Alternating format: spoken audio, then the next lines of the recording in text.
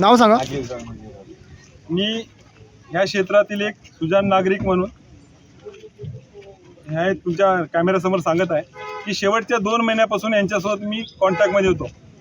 Call करून दूरध्वनीद्वारे सांगून रस्त्याची परिस्थिती सांगितली, पण यांनी कोणीही आमची दखल घेतली नाही. त्याच्यानंतर यांच्यासोबत पत्रव्यवहार केला. पत्रव्यवहार केल्यानंतरही शेवटच्या 10 दिवसापूर्वी आम्ही पत्रव्यवहार केला की 7 दिवसात तुम्ही चांगल्या पद्धतीने योग्य रीतीने फास्ट काम केलं नाही तर आम्ही आंदोलनाचा इशारा दिला होता त्यांना.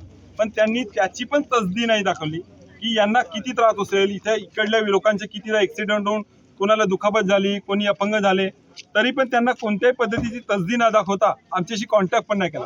त्यानुसार मग आमच्या लोकांनी ठरवलं की यांना आमच्याशी काही लेनदेन नाही, आमच्या जीवाशी काही लेनदेन नाही आहे. त्यामुळे आम्हाला लोकांना रस्त्यावर उतरून आंदोलन करावं लागलं.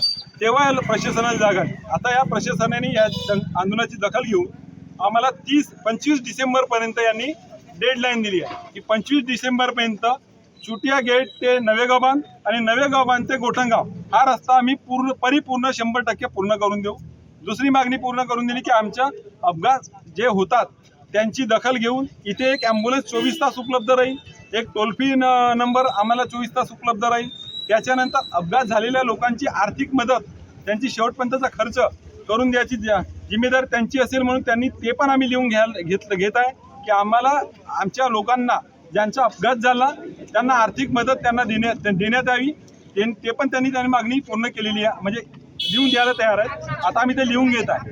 जर यांनी हे लिहून दिल्यानंतरही 25 तारखेपर्यंत यांनी काम केलं नाही तर याच्या जिम्मेदार इथल्या लोकांना काय झालं, या इथे काय अनुचित घटना घडली याची जिम्मेदार इथला कंत्राटदार, ग्लोबल कंपनी आणि त्यांचे ऑनर लोक हे सर्व आणि प्रशासन त्याचा जिम्मेदार राहील.